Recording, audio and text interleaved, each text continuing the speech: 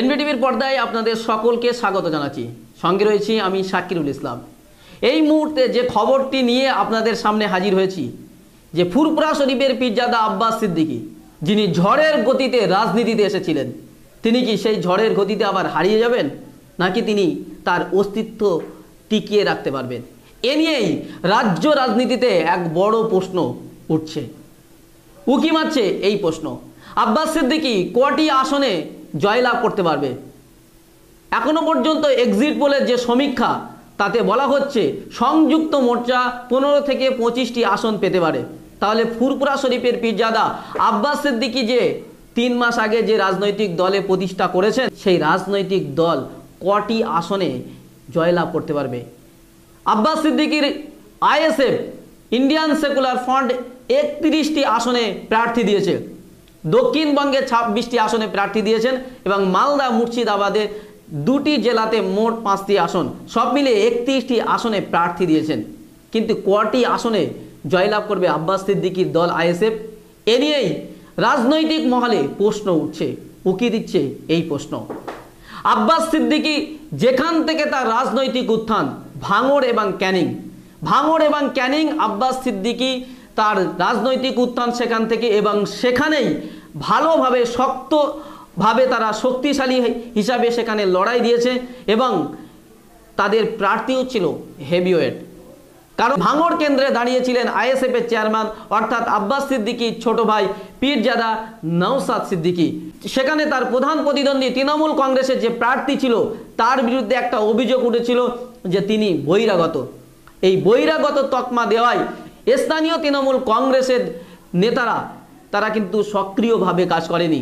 অভিযোগ উঠেছে আরাবুল ইসলাম, কাইজার আহমেদরা তারা নিষ্ক্রিয় ছিল, আর সেই সুবাদে আব্বাস সিদ্দিকীর শক্ত ঘাঁটি এবং আরাবুল কাইজারদের নিষ্ক্রিয়তার ফলে সেখানে ব্যাপকভাবে জয়লাভ করতে পারেন ফুরফুরা শরীফের পীরজাদা আব্বাস সিদ্দিকীর দল আইএসএফের প্রার্থী পীরজাদা নওশাদ সিদ্দিকী ভাঙড়ে। এখনো পর্যন্ত এক্সিট পোলের যে সমীক্ষা, তাতে বলা হচ্ছে একমাত্র আব্বাস সিদ্দিকী একটি আসনেই জয়লাভ করতে পারে, সেটি হচ্ছে ভাঙড়। কিন্তু আমরা যে রিপোর্ট আপনাদেরকে দেব, ভাঙড় ছাড়াও আরও অনেক কেন্দ্রে আব্বাস সিদ্দিকী ভালো ফল করতে পারে। তার দল আইএসএফ অনেকটাই এগিয়ে রয়েছে। বলা যেতে পারে ভাঙড়ের পর ক্যানিং পূর্বে, যেখানে প্রধান প্রতিদ্বন্দ্বী শওকত মোল্লা তৃণমূল কংগ্রেসের প্রার্থী, তার সঙ্গে একেবারে রীতিমতো হাড্ডাহাড্ডি লড়াই দিয়েছে আইএসএফ। কারণ সেখানে সংযুক্ত মোর্চা অর্থাৎ বাম এবং কংগ্রেসের ব্যাপক একটা সমর্থন পেয়েছে সংযুক্ত মোর্চার পক্ষ থেকে আইএসএফ, এবং সেই সাথে সাথে আইএসএফ সক্রিয় ভূমিকা পালন করেছে সেখানে এবং হাড্ডাহাড্ডি লড়াই দিয়েছে শওকত মোল্লার বিরুদ্ধে, এবং সেখানে ব্যাপকভাবে লড়াই দেওয়ার কারণে কিন্তু সেখানেও জয়ের দিকে অনেকটাই এগিয়ে রয়েছে। কিন্তু এখনো পর্যন্ত আমরা যে রিপোর্ট পেয়েছি, সেই রিপোর্ট অনুযায়ী বলা যেতে পারে সেখানে হাড্ডাহাড্ডি লড়াইয়ে তৃণমূল কংগ্রেস সামান্য এগিয়ে থাকলেও সেখানে কয়েক হাজার ভোটের ব্যবধানে কিন্তু হয়তো হারতে পারে আইএসএফ।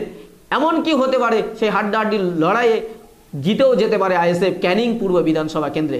এবং সেই সাথে সাথে মগরাহাট পূর্ব, যেখানে তৃণমূল কংগ্রেসের প্রার্থী মন্ত্রী গিয়াসউদ্দিন মোল্লা, যিনি সংখ্যালঘু প্রতিমন্ত্রী ছিলেন সংখ্যালঘু দপ্তরে, সেই গিয়াসউদ্দিন মোল্লার বিরুদ্ধে কিন্তু আইএসএফ জবরদস্ত লড়াই দিয়েছে, হাড্ডাহাড্ডি লড়াই দিয়েছে, এবং সেই হাড্ডাহাড্ডি লড়াইয়ে একেবারেই কাছাকাছি তৃণমূল কংগ্রেসের কাছাকাছি পৌঁছে গিয়েছেন, এবং সেখানে তৃণমূল কংগ্রেস এগিয়ে থাকলেও দ্বিতীয় স্থান অধিকার করছে আইএসএফ এবং সেখানে ব্যাপক একটি ভোট পাবে।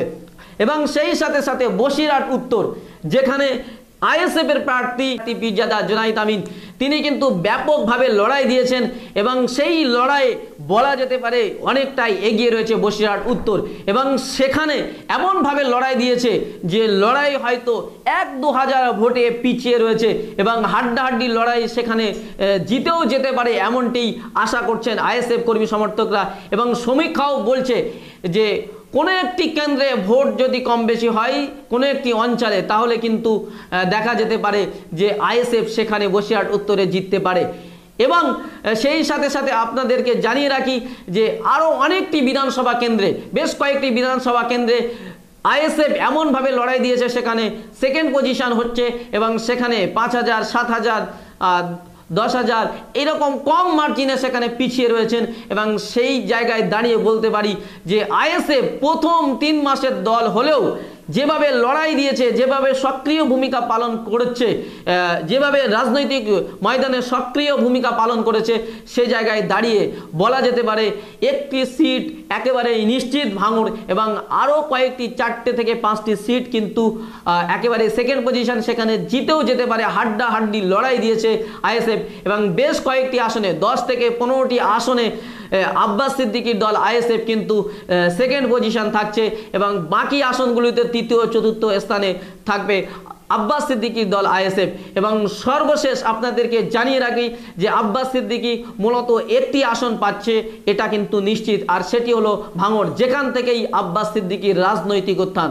সর্বশেষ আপনাদেরকে জানিয়ে রাখবো আগামীকাল একেবারে সারা দিন ভোটের সমস্ত আপডেট পেতে অবশ্যই আমাদের সঙ্গে থাকবেন।